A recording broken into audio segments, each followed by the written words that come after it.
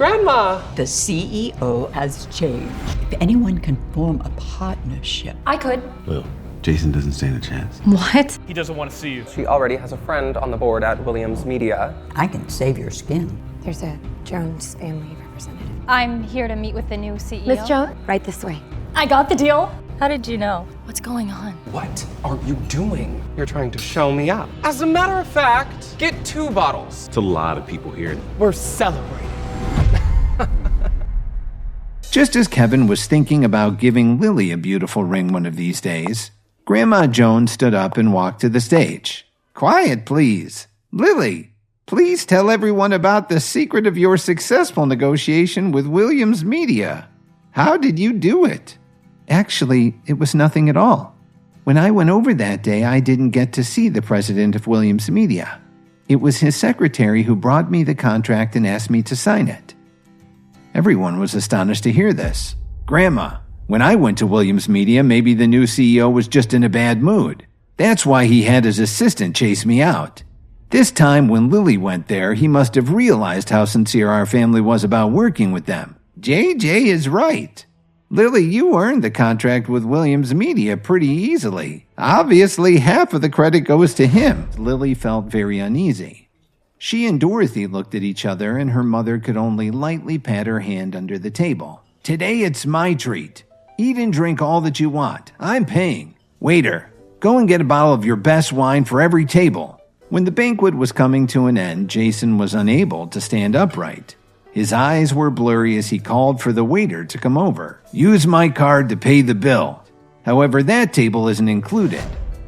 The table he pointed at was the one where Kevin was sitting. Kevin smiled and didn't say anything. Jason pulled his hand away with a look of contempt in his eyes, but at that moment, the waiter walked quickly over to him. "Mr. Jones, I'm very sorry. The limit on this card isn't high enough to pay for tonight's bill." "Are you kidding me? This card has a $100,000 limit, and you're telling me it's not enough for tonight's meal? I'm sorry, but I forgot to tell you. Mr. Jones, you've spent over $110,000 tonight." $110,000? What were they eating? Gold? "You're a thief. Get your manager here right now." Kevin watched the whole scene without saying a word, and finally he couldn't help laughing. When the hotel manager arrived at his table, Jason stepped up to him angrily and asked loudly, "This is how you do business? I'm going to file a complaint with the State Liquor Control Commission. I have friends downtown." "Mr. Jones, you said that I should serve you our best wine. That's what I did. Because you needed 20 bottles for the entire room, we gave you our best price. You actually saved almost $18,000. Jason reached out to grab the hotel manager's lapels. Just then, an extremely calm voice came from the entrance of the banquet hall. "What seems to be the problem here?" As soon as Grandma Jones saw the man in the Armani suit, she quickly stood up and walked up to him. "Mr. Cook, I'm very sorry about this misunderstanding. My grandson sometimes drinks a little too much and makes bad decisions." Mitchell Cook wasn't just the owner of the Whistler Hotel. He was also well known as one of the most influential men in Chicago. Definitely a big shot you didn't want to mess with. "Mr. Cook, don't worry. We'll get you the money right away. We can't let JJ pay all the expenses tonight. Each of you should contribute $5,000. The rest of the money will be paid by JJ and me." "Lily, why are you looking so upset? Don't tell me you can't even come up with $5,000. We have $5,000. The moment Mitchell Cook heard Kevin's voice, his expression changed dramatically. "May I ask who you are?" "Mr. Cook, please don't be angry. This man isn't even a true member of our family. He married into it. If you don't like him, do whatever you want. Just don't take it out on the rest of us." Kevin stood up, turned around, and looked calmly at Mr. Cook. "Long time no see. It's really you. I can't believe it. How are you doing, boss?" "I'm not your boss anymore, Mr. Cook. Just call me Kevin." To give you some background, when he was a teenager, Kevin saved Mitchell Cook's life. Cook had been set up by some of these thugs and they'd beaten him half to death.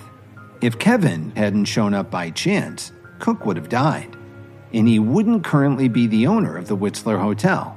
it was Kevin who provided him with almost $100,000 to get his business off the ground.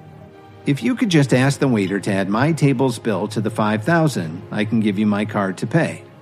Your money's no good here. Put your card away. Kevin stared at him for a moment and opened his mouth to speak. How about if I give you a discount? A 50% discount?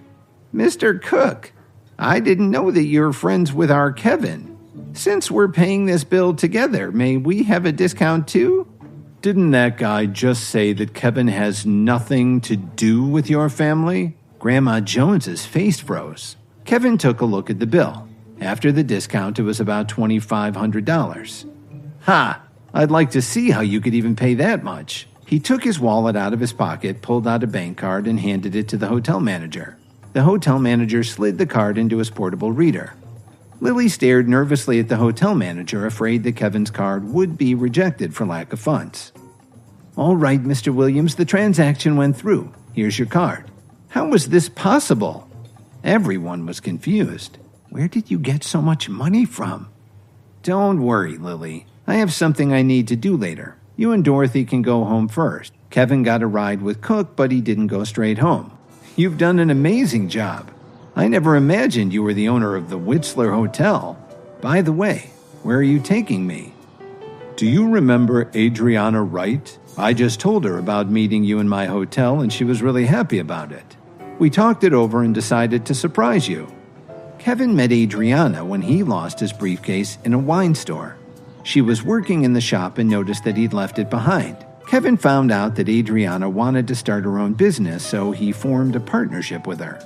He also fronted her $100,000 just like he'd done for Cook. After all, she had chased him for 3 blocks to return his briefcase. In just a few short years, she actually built the West Chicago International Group. After a few more minutes of driving, Kevin and Cook stopped at an enormous office complex in the west suburbs. Mr. Cook, the president is waiting for you on the 3rd floor. Okay, Kevin, wait down here for a while.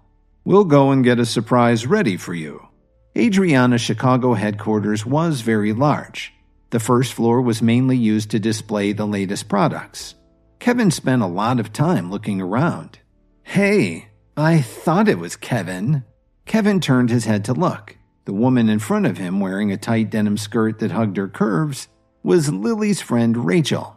Kevin, you came here by yourself? The things in West Chicago International Group aren't cheap. If you don't have enough money, you should get out fast. By the way, it seems you still haven't called me boss since we made the bet the other day.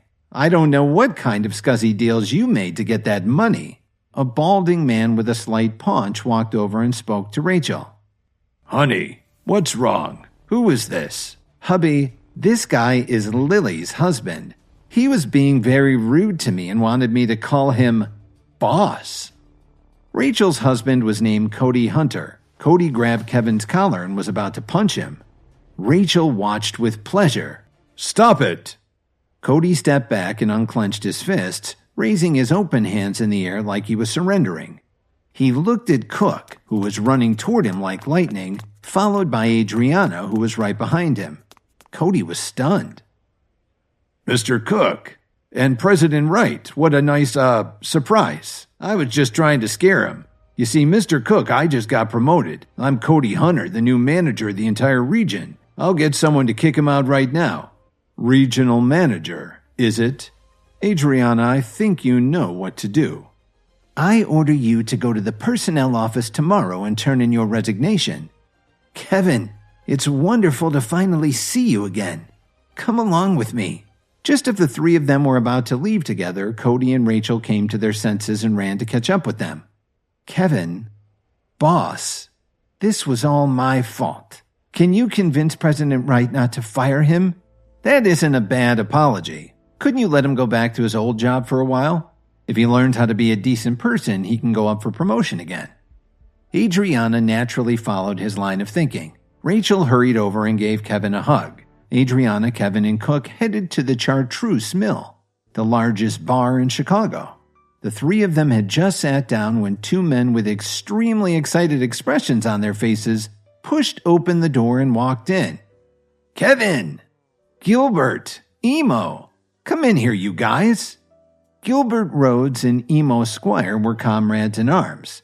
They had served together in the Special Forces, and after they retired, they became Kevin's personal bodyguards and martial arts instructors. Gilbert's mother had cancer back then, and Kevin gave him over $100,000 to help with expenses for her medical care and comfort. A while after that, Gilbert and Emo wanted to move on, so Kevin gave them money to help them out.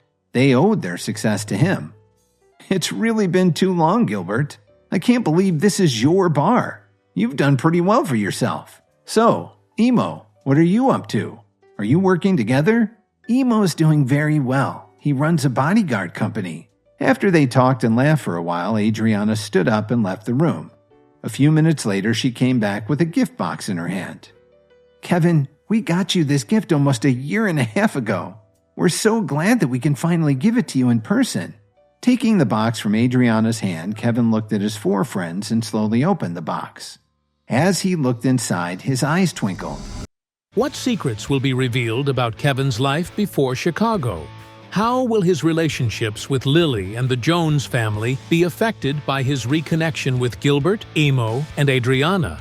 And what's the significance of the gift they've given him? The plot thickens, and Kevin's true identity is slowly coming to light. What will happen next? Hi, Kevin here. If you were wondering what happens next, then download the Pocket FM app and listen to the exciting episodes of Insta Empire now with the link in the description.